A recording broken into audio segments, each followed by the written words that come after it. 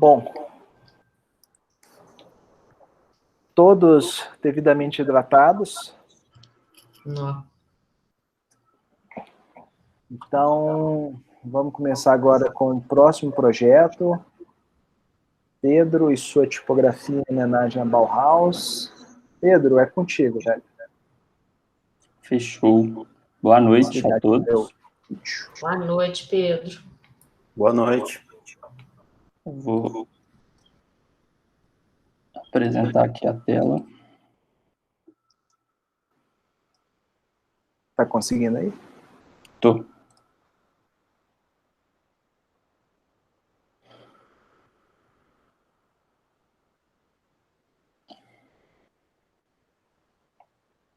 Tá dando para ver? Sim, senhor. Coloque em full screen. Eu acho que você abriu só como preview, não? É, porque o meu Acrobat está dando um bug nele. Tenta abrir pelo preview, então, não? Você acha que você colocou só aquele espaço, não? Não, acho que é Não, isso. tá vendo?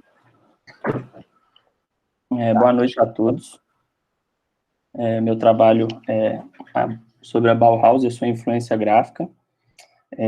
E fazendo um resumo rapidamente, o projeto tem como tema a Escola de Arquitetura e Design da Bauhaus, e o seu foco é a influência do design gráfico produzido nela nos dias de hoje.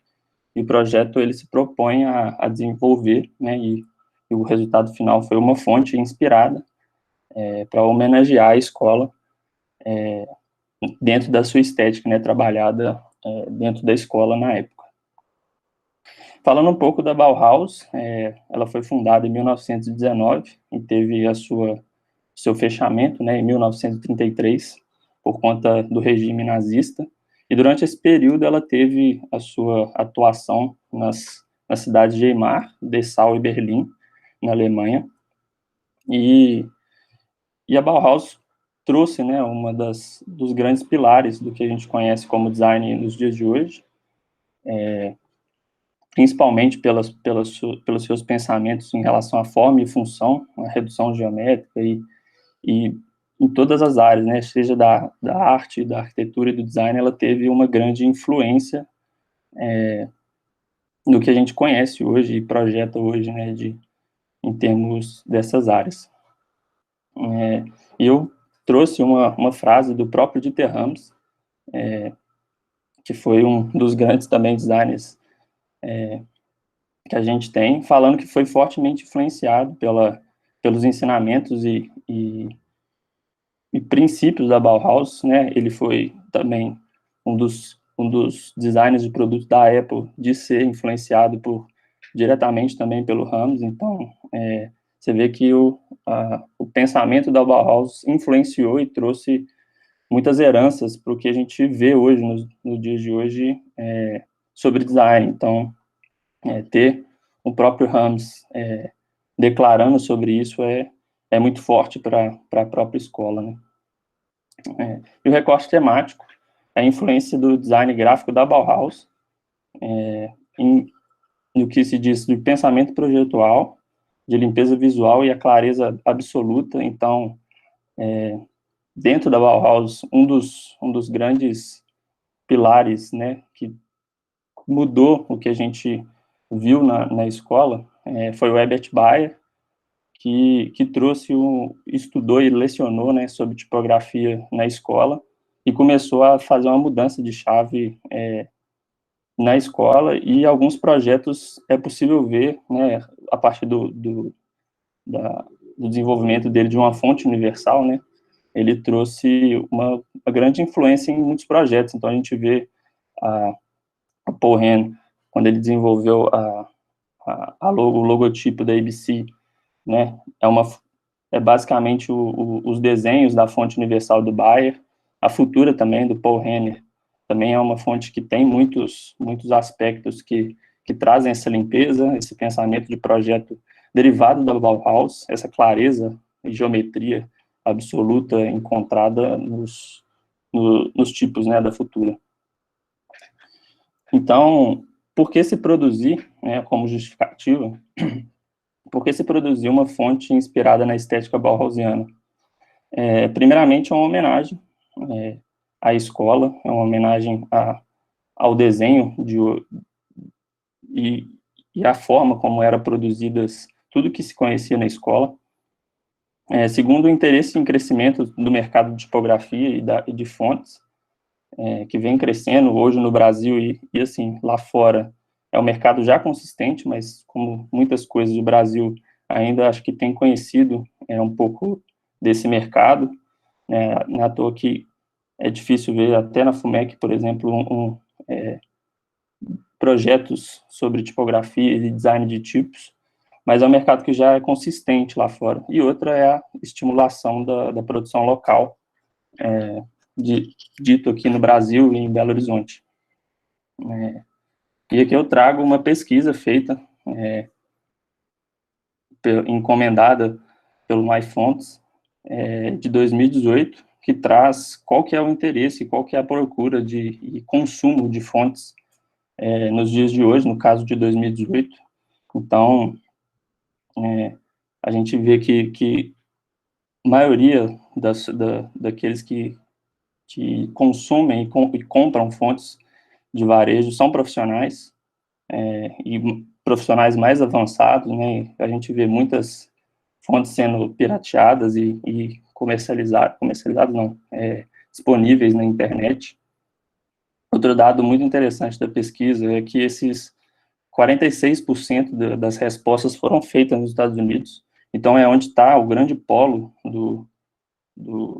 de consumo de fontes.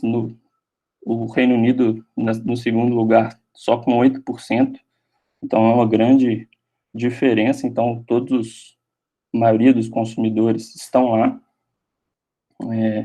e 57% dessas pessoas que consomem são designers ou freelancers, né? E os problemas enfrentados na produção de uma fonte digital hoje é uma produção crescente, como eu disse. Então, como que uma fonte produzida hoje, em 2020, com um tema que é muito popular dentro do design, né? E dentro também de um nicho de desenho, que é uma fonte geométrica, uma fonte que tem essa limpeza visual, como que uma fonte poderia entrar e ser produzida e ser comercializada dentro de tantas que já existem, né? E outras são, que entra dentro e responde essa pergunta, é os diferenciais de produção. Então, como que essa fonte, o que essa fonte teria de diferença, né, de novidade para entrar dentro desse mercado. Os objetivos de design, como eu disse, é uma fonte que fosse uma fonte que respondesse uma redução geométrica, uma limpeza visual e uma alta simetria, que são preceitos e pensamentos de projetos presentes na Bauhaus. Mercadológico, essa fonte alcançar o mercado internacional, então é possível através de sites, né, de compra em varejo, como o MyFonts e outras tantas que existe. O MyFonts é talvez o principal de comércio, e também feiras e premiações focadas em design, focadas também em tipografia e design de fontes. E o sociocultural é trazer essa homenagem e estimular também a produção e mais pessoas darem conhecimento, terem conhecimento sobre essa área, né, que é o design de tipos. O conceito que eu procurei trabalhar é o funcionalismo, que também é um ponto muito, muito presente nos projetos da Bauhaus, e essa fonte, ela teria que conversar, não só ser uma fonte funcional, assim como o Bayer fez, ser uma fonte com um peso só, com apenas um peso, com a limpeza geométrica, né, ela não possui caracteres uppercase, então apenas em caixa baixa, e que esse funcionalismo trouxesse e conversasse com os dias de hoje, né? Então, uma fonte que trouxesse uma um diálogo muito grande com as tecnologias, com como são aplicadas, comercializadas e desenvolvidas as fontes hoje com a gente. O referencial estético que eu trouxe foram alguns desenhos e algumas aplicações.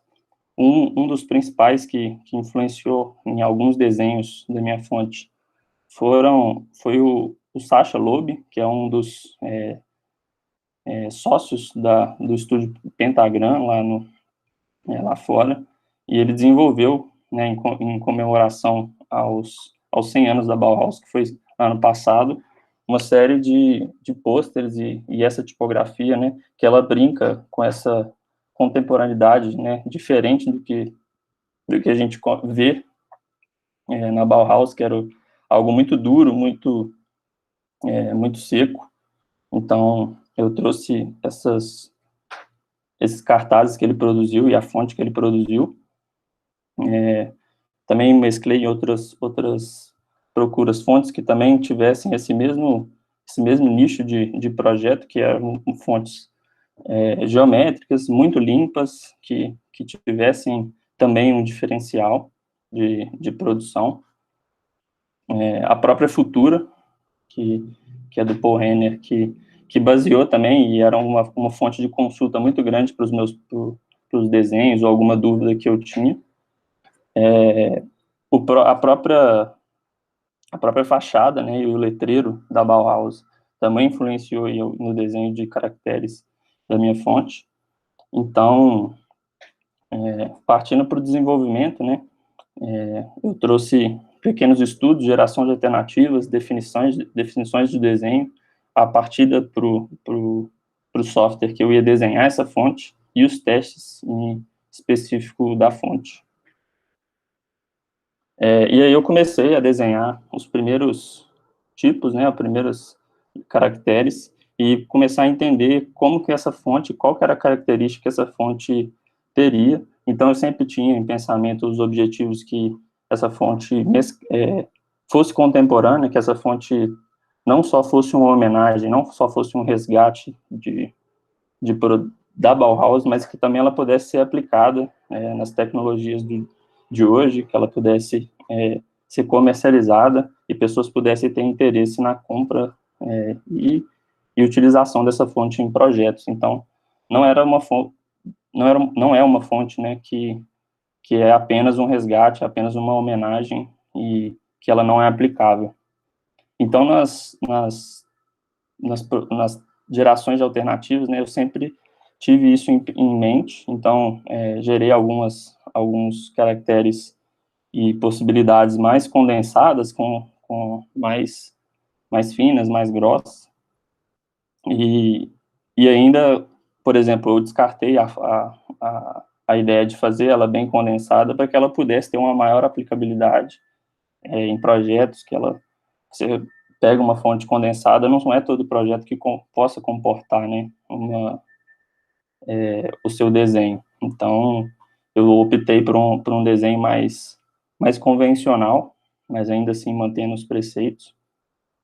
E através do programa do Illustrator, que me facilitou um pouco, né, na produção desses caracteres de uma forma mais rápida do que, né, o papel, eu comecei a gerar alternativas dessa fonte, como que ela poderia como que ela trabalharia todos os caracteres em si. Fiz alguns testes e aí já comecei a como um diferencial da fonte e trazendo também para os dias de hoje é a utilização de caracteres alternates, né, através do OpenType. Então, a possibilidade de poder trocar esses caracteres já pré-estabelecidos por mim por outros, para que essa fonte, essa escrita pudesse ter uma graça, pudesse ter um diferencial de projeto.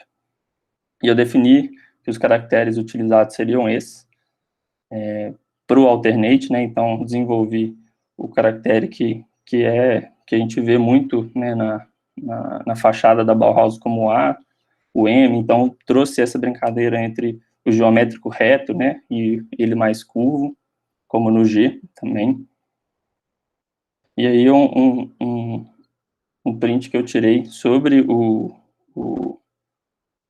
próprio Illustrator que eu estava desenvolvendo, mas como o Illustrator ele não tem uma fidelidade tão grande, né, de desenhos, como o Glyphs, que é o software que eu utilizei, tem para o desenho tipográfico, eu tive que rapidamente sair do Illustrator e ir para o Glyphs para já gerar o que eu já teria de projeto. Então, eu já parti para o Glyphs, então essa é uma foto do próprio software, e os desenhos dele.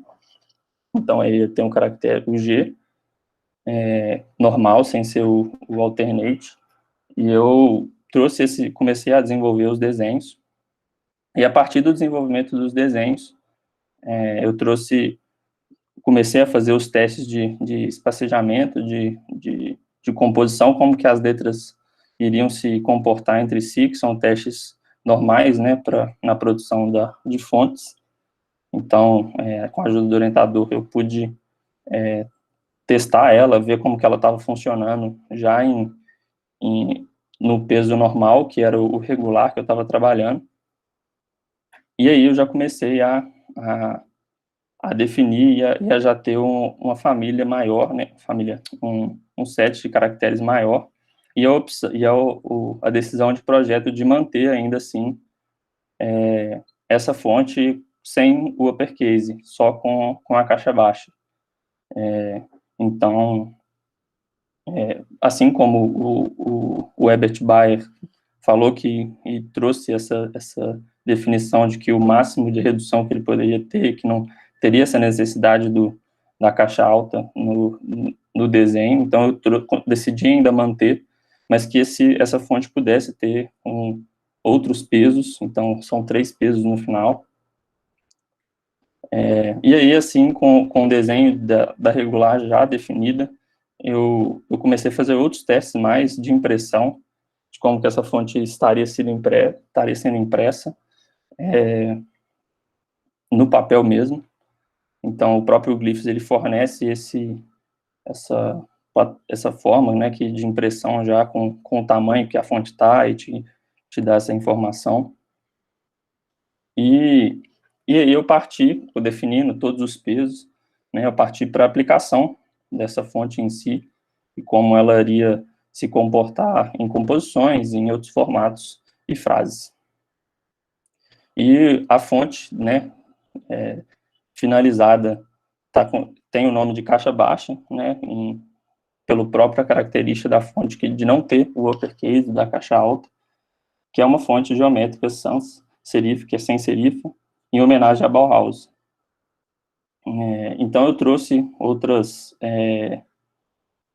várias aplicações, né, para testar essa fonte, como que ela se comportaria realmente em outras cores, com outras composições, palavras da nossa língua portuguesa, e também em outras línguas, como o alemão e o inglês. E aí está o set básico de caracteres que eu desenvolvi, esses estão no peso regular, já distribuídos para visualização. E aí a diferença, né, entre os pesos, eu desenvolvi um light, um regular e um bold, que foi assim, o máximo do peso que eu consegui extrair foi esse, e acho que se fosse e ultrapassasse mais a leitura e o desenho seriam comprometidos de aplicação. Então, até então, essa fonte permanece com 3 pesos, coisa que antigamente o Bayer não produziu, né? Foi apenas um peso que era o determinado por ele, na fonte universal. E eu trouxe algumas brincadeiras para que essa fonte tivesse, né, diversas aplicações, diversas visualizações. Aí tá as aplicações e como que as alternates podem ser aplicadas, tanto você utilizando apenas um caractere alterado em alternates, ou como todos os caracteres como a última opção.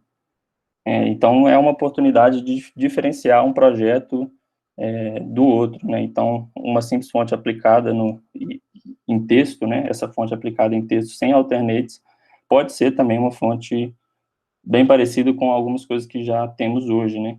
Mas quando a gente traz o alternate, a gente vê essa quebra, essa brincadeira com a escrita, né, da fonte. Aí é um texto em inglês alterado com as alternates. Então você vê que é possível ter uma brincadeira e um ganho de expressividade mesmo na fonte. E eu trouxe alguns também aplicações em cartazes o próprio Baia e a foto dele e a própria escola. Também esses pesos, né, diferentes pesos aplicados numa mesma composição, no mesmo layout, para ver eles se comportando entre si. Um texto em inglês, em alemão, também, que essa fonte atende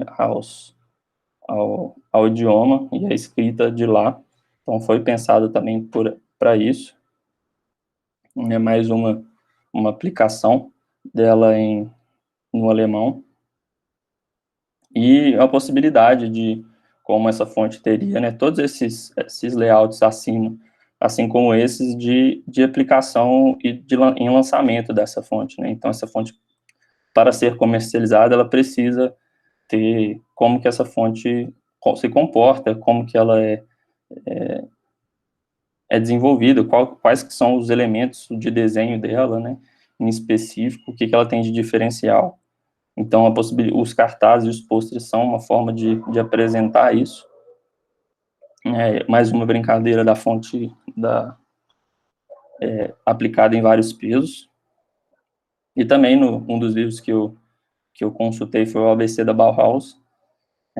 E uma grande aplicação pode ser também, né, em títulos e não só em textos corridos, né, acho que em textos corridos como um livro, e pode ser comprometida a leitura, mas a expressividade de um título pode ser, sim, muito bem aplicada.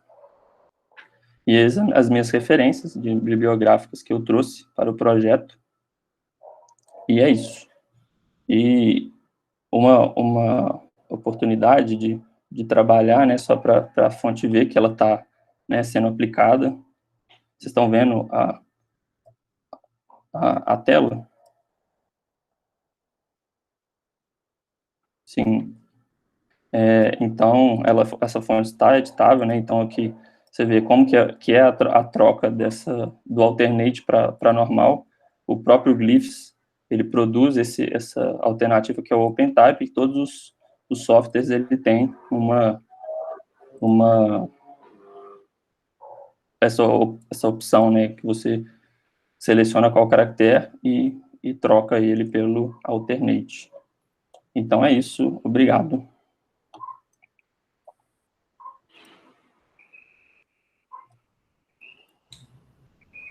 Pode fechar a apresentação? Pode. Quer que bate palminha? Vamos bater palminha.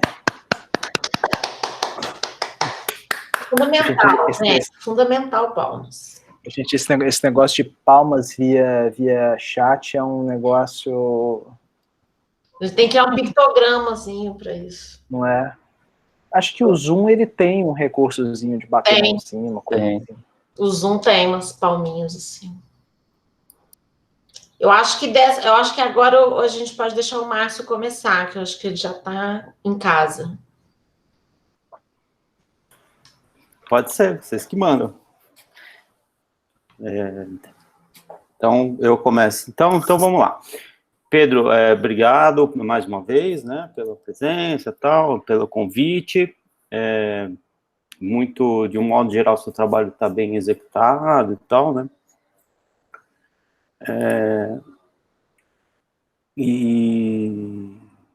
Então, estou vendo minhas anotações aqui, tá? Para lembrar disso tudo. Então, o seu trabalho, Pedro, me levou a pensar em diversos pontos, né? Diversos pontos que me fez pensar.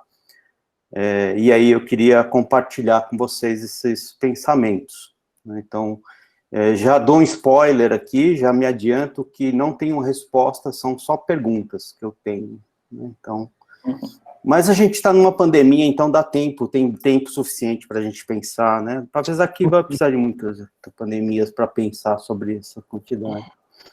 Né? Então, eu me fiz a pergunta, como trazer uma estética do início do século XX para esse momento atual sem ser anacrônico, né? Outra pergunta que eu me fiz lendo o trabalho é: por que a Bauhaus merece ser homenageada por um designer brasileiro? Qual é a importância da Bauhaus para o design brasileiro? E isso me leva a outra pergunta: o que é o design brasileiro, né? O que é? Seria em Porto Alegre é uma coisa, em BH é outra. O Brasil é muito extenso, a gente não sabe, não sei dizer o que é um design brasileiro, né? E até que ponto a Bauhaus influenciou, né, o Brasil, no design do Brasil, né? Bauhaus é alemã, europeia, né? E aí me fez pensar também se existe um certo colonialismo no design, né? O design bom é o design europeu, o design bom é o design americano, por isso a gente faz design a partir de uma escola da Europa, né? Então, são muitas perguntas que o seu trabalho me fez pensar, e veja isso como um ponto positivo, tá? Não é uma coisa para você achar que isso é ruim para você, para o seu trabalho, né? Seu trabalho gerou a mim esse tipo de questionamento, né? E isso poderia, como eu disse, a gente ficar aqui discutindo, né? Precisaremos de muitas pandemias para responder todas as perguntas, mas graças a Deus não precisaremos. Então, vamos parar com isso. Espero que acabe logo, porque já perdeu a graça esse negócio de pandemia. Então, Pedro, eu acho que você cumpre o objetivo de fazer uma tipografia dentro da linguagem da estética Bauhaus. Isso você atingiu em 100%, né? Sua pesquisa sobre a Bauhaus está correta, está sucinta, está objetivo, está claro, sua pesquisa, né? Mas é uma pesquisa da Bauhaus, e como se esperar, e como é de se esperar, a Bauhaus não tem muitas novidades, né? Não tem grandes novidades nessa escola, né, do que não foi estudado, né? É um tema muito revisitado. Então, nesse ponto, eu acho que poderia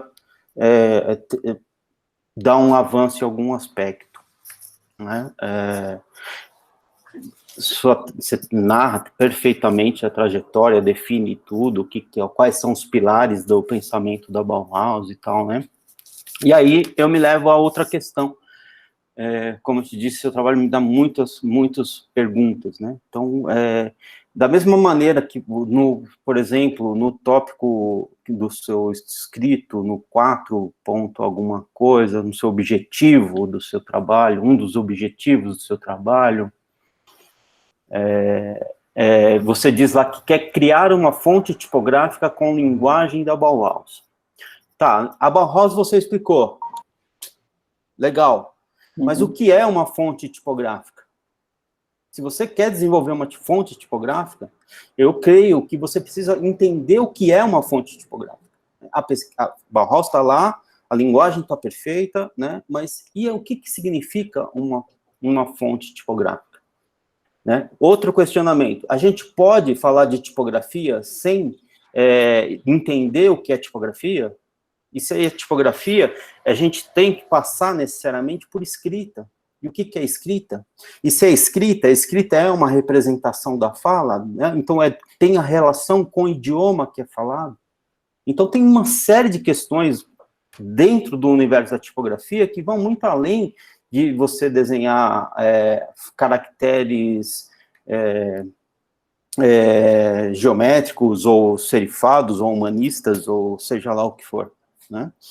Então, aí outra coisa, que aliás é um ponto para você tomar cuidado, né? Tem uma citação, né, que eu estou procurando aqui onde eu estou, acho que achei.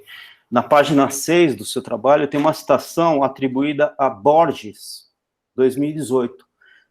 e você disse que é uma professora da Universidade de Brasília, se não me engano, mas ela não está na bibliografia. Eu fui procurar, e infelizmente, justo essa, ela não estava lá na bibliografia.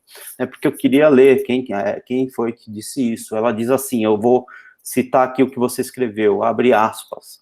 Queria-se que o design fosse mais acessível à população.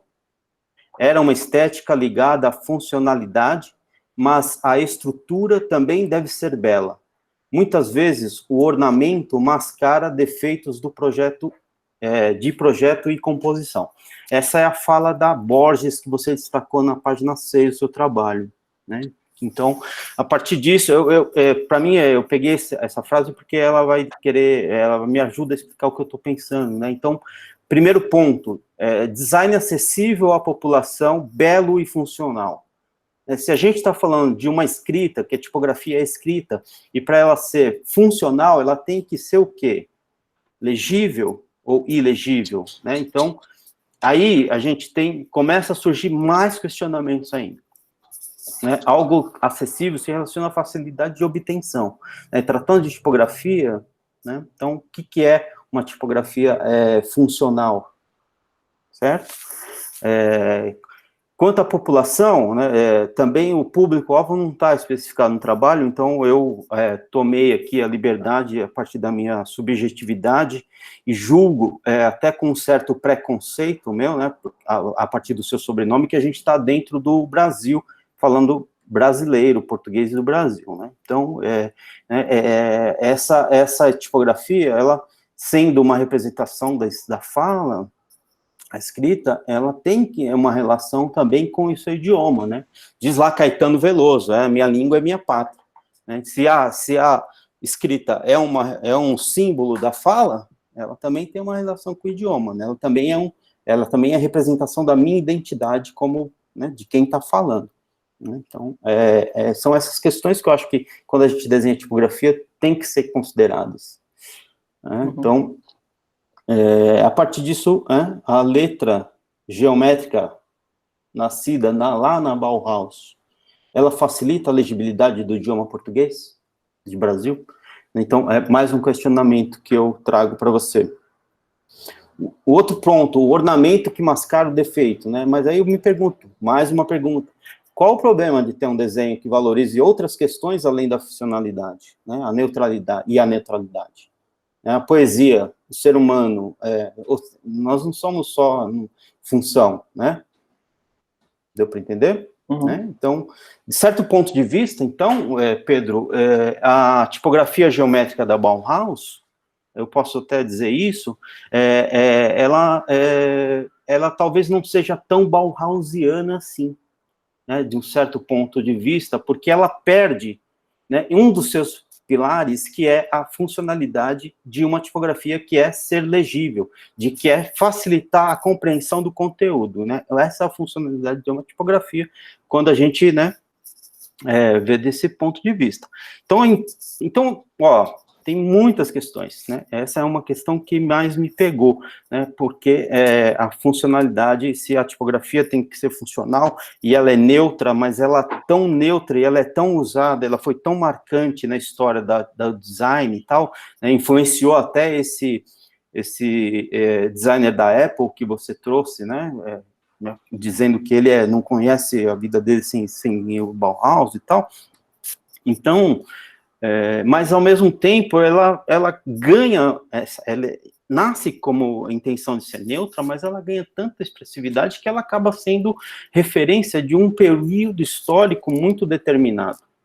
Você olha para uma tipografia geométrica, e eu me direciono diretamente para Bauhaus, começo do século XX, 1920 e tal, etc., aquele período histórico.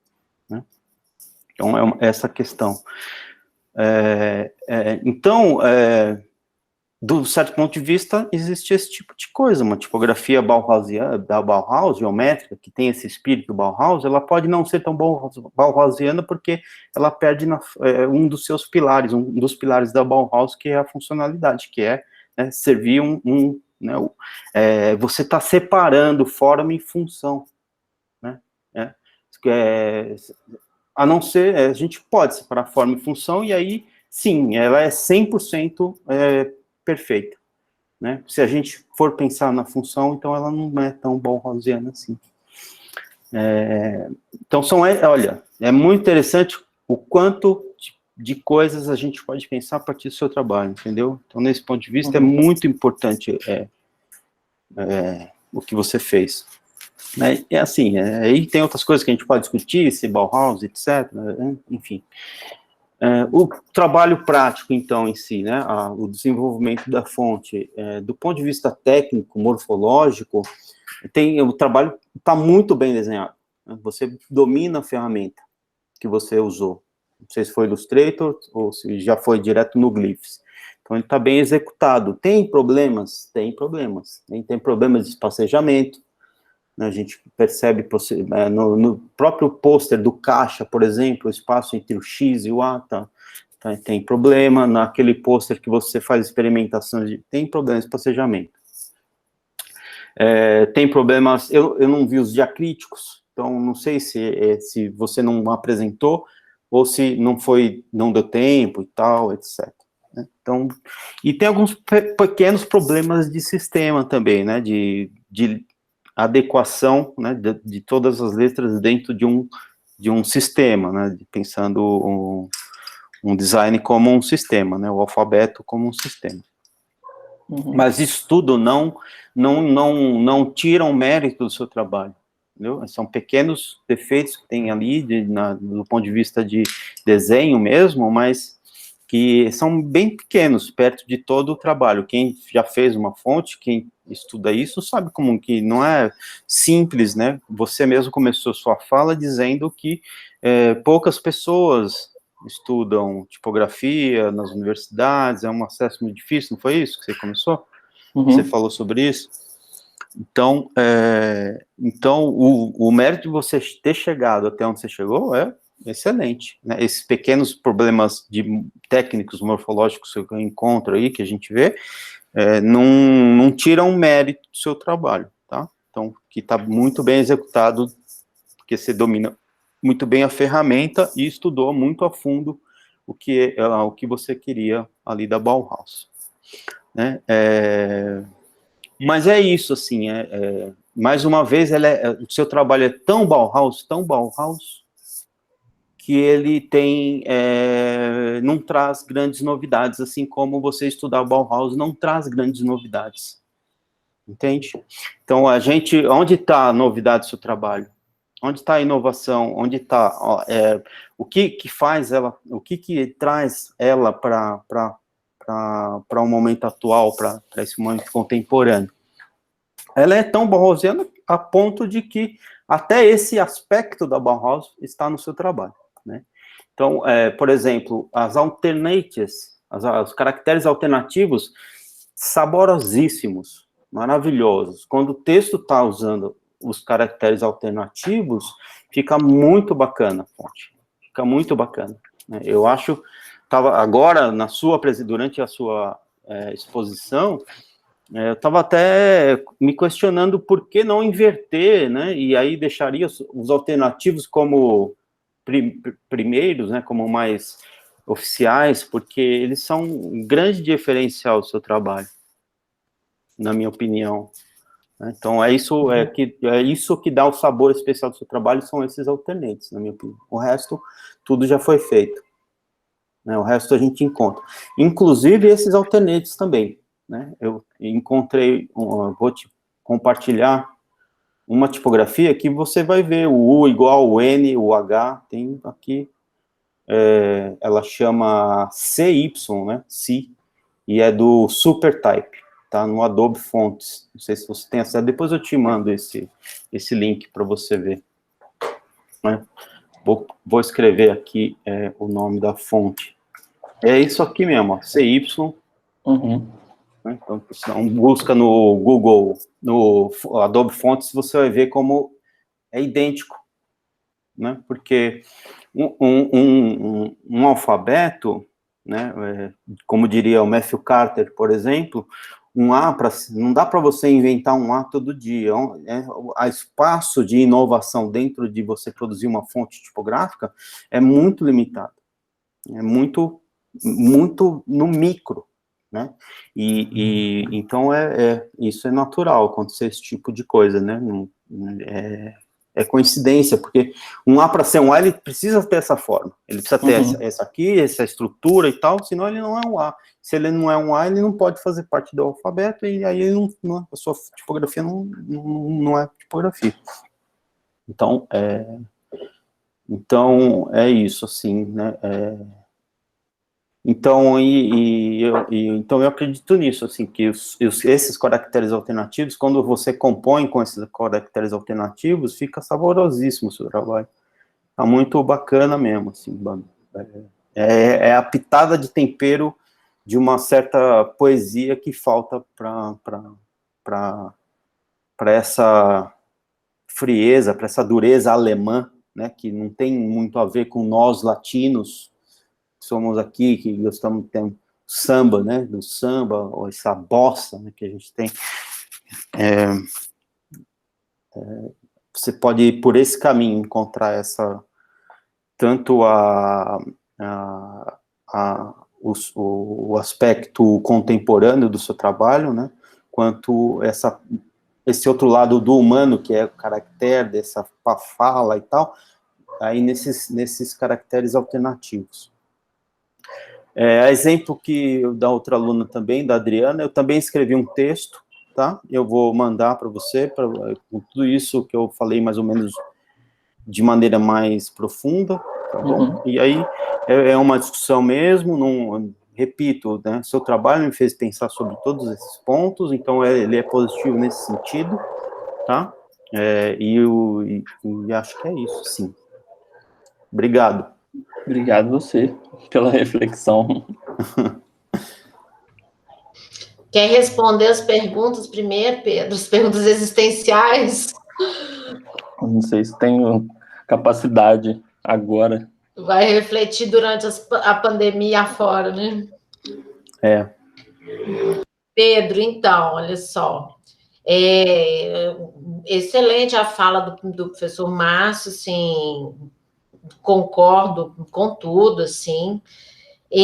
Reforço que realmente tem essas estruturas aí dos alternates, né, nesses ângulos retos, é uma estratégia de contraste, né, com as opções orgânicas do conjunto da família. Então, elas realmente é que trazem o diferencial e o potencial das combinações. E se a gente for pensar em tudo que o Márcio já falou, essa questão da contemporaneidade tem muito a ver com a ideia de quebrar com padrões, né? Então, essas diferentes possibilidades de combinações dos alternates, elas acabam gerando a possibilidade de que a gente não tenha linearidade na ideia de padrões numa família. Então, essa ruptura com a linearidade é algo do pós-moderno, é algo que seria trazer para esse contemporâneo. Lembra que na banca intermediária a gente tinha falado disso, de que o seu conceito ele ainda estava focado no original, né, na Bauhaus original. E você acabou que, eu acho que você já estava embalado, né, no trabalho, né, de execução da fonte, desenho e tal, e você deu pouca atenção para esse aspecto, né? Você continuou com esse conceito muito focado no pensamento original da Bauhaus. E essa ideia de trazer o contemporâneo, né? Então fica de novo essa pergunta mesmo. Se o seu conceito fosse ser adaptado, né, para você colocar aqui nessa descrição o que do contemporâneo você trouxe, né? Isso daí eu acho que mudaria radicalmente esse entendimento que a gente teria da defesa dessa fonte, porque a gente precisa ter mais clareza em relação a tudo que você argumenta aí de que você está fazendo uma homenagem, mas está trazendo para os dias de hoje. Mas aí eu te pergunto, o trazer para os dias de hoje é essa versatilidade de pesos e essas alternâncias estruturais, né, que são os alternates, você concentra nisso a contemporaneidade dessa tipografia, e eu acho que isso precisa ficar explícito, né? Você mostrar que realmente, o que foi que você trouxe de atualidade para essa proposta original da Bauhaus, como diz o professor Márcio muito bem, a Bauhaus é uma escola muito estudada, que estruturou muito o pensamento de muitos designers, influenciou muitos designers brasileiros, né, nos anos 50 e 60, mas a gente tem que entender isso agora num outro contexto, né? Estamos no século XXI, e o que você trouxe disso tudo para o século XXI, né? E o que o século XXI trouxe de contribuição para esse pensamento original lá, né? Que influenciou tantos designers importantes, né? Na fundação aí até das escolas de design no Brasil, né? Muitos designers se influenciaram da escola de para criar as escolas de design no Brasil, e essa mentalidade foi meio que uma base, mas depois disso muita coisa aconteceu no design brasileiro e do mundo. Então, o que você entende como contemporâneo que é algo que deve ser colocado mais por você. Então, a gente realmente, você estudou muito o assunto, você sabe do assunto, você domina a técnica, você domina o tema, então a gente vê que você tem um embasamento muito forte.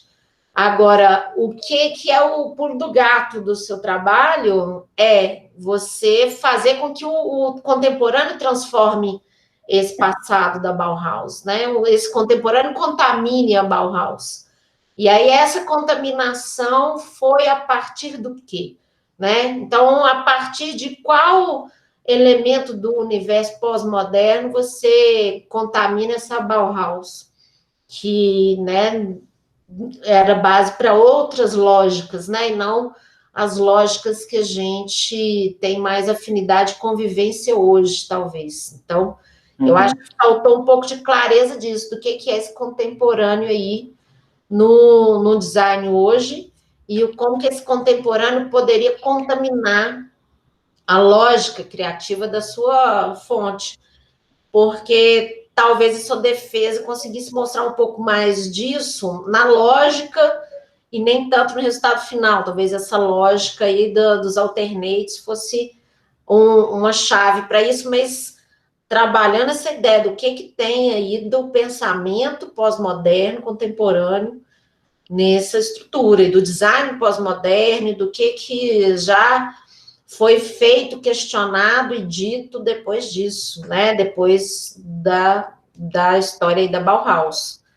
Então, realmente, acho que essas questões são as questões levantadas aí já, são questões fundamentais, assim, para você daqui para frente começar a pensar qual que é a sua contribuição para o design hoje. Você, como um profissional que está começando a carreira, jovem, e que está se formando, né, nesse momento, século XXI, o que você está trazendo para o universo do design hoje? O que a sua geração traz, né, de contribuição em relação a todos esses fundamentos que a gente, né, carrega nessa história do design, que tem essa origem europeia muito forte.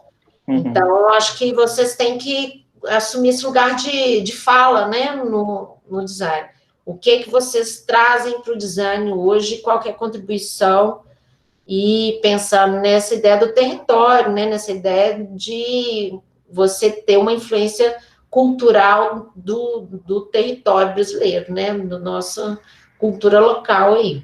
Então, eu acho interessante você levar essa reflexão para a sua vida profissional, né? Vocês assumirem isso, você e seus colegas assumirem isso, né?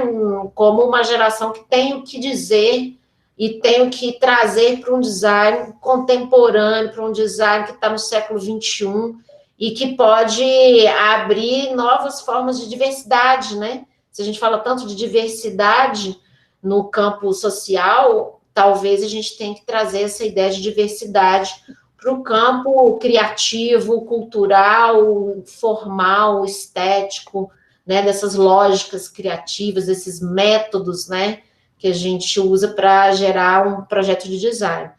Então, acho que tem a ver também com essa sintonia, né? conseguir sintonizar os discursos, né? Se a gente vê discursos, né, que estão acontecendo e mudando a nossa realidade no campo social, no campo econômico, no campo geopolítico, vamos trazer esses discursos para o campo da cultura, do design, do processo criativo, da produção industrial, né, do universo que a gente lida. Então, acho que é uma reflexão para a sua vida profissional aí para frente. Fora isso, eu quero te dar parabéns, assim, eu estava sentindo muito sua falta, né, Pedro, até intermediária, mas depois Pedro apareceu, viu, né, Pedro voltou à vida, todo dia tava a carinha dele. Eu não falo nada, não falo nada, porque senão eu queimo orientando.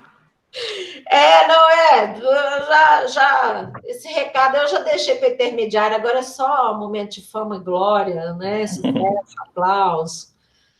Então, Pedro, aproveita isso tudo aí para sua vida, sucesso aí profissional, você tem um potencial incrível, criativo, e eu acho que você domina muito as ferramentas, eu acho que você consegue absorver esses comentários e transformar o seu processo criativo aí facilmente.